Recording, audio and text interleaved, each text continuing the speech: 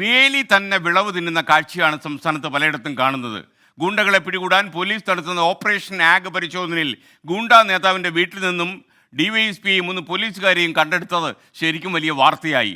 കാക്കിക്കുള്ളിൽ ക്രിമിനലുകളുണ്ട് എന്ന സത്യം കുറച്ചധികം നേരത്തെ നമുക്ക് ബോധ്യപ്പെട്ടതാണ്. ആഭ്യന്തര വകുപ്പിനും അതറിയാം.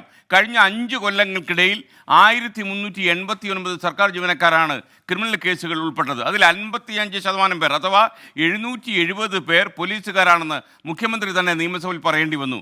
പോലീസിൽ അച്ചടക്കം കൊണ്ടുവരാനുള്ള ശ്രമങ്ങൾ ശരിയായ ദിശയിലല്ല പോകുന്നതെന്ന് പോലീസ് ഉദ്യോഗസ്ഥർ തന്നെ പലപ്പോഴും സാക്ഷ്യപ്പെടുന്നുണ്ട്. വളരെ കുറച്ച് പേർക്കെതിരെ മാത്രമാണ് കർശന നടപടി ഉണ്ടാകുന്നത്.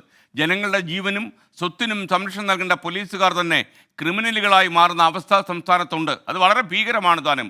നിയമത്തെ പോലും ദുരുപയോഗം ചെയ്യാൻ അവർക്ക് കഴിയും. കാരണം ഒരുപാട് അധികാരങ്ങൾ പോലീസിന് നൽകിയിട്ടുണ്ട്. കർശന നടപടികൾ ഇത്തരം ക്രിമിനൽ പോലീസുകാർക്കെതിരെ സ്വീകരിച്ചില്ലെങ്കിൽ ഈ പ്രവണത തുറന്നുകൊണ്ടേയിരിക്കും. മനുഷ്യൻ്റെ ജീവനും സ്വത്തിനും സംരക്ഷണം നൽകാൻ ഉദ്ദേശിച്ചുള്ളൊരു സേന കൂടുതൽ മോശമായിക്കൊണ്ടേയിരിക്കും. നല്ല പോലീസുകാർക്ക് സല്യൂട്ട്, വൃത്തികെട്ട പോലീസുകാർക്ക് ഇരുമ്പഴി കാണിച്ചു കൊടുക്കുകയും വേണം.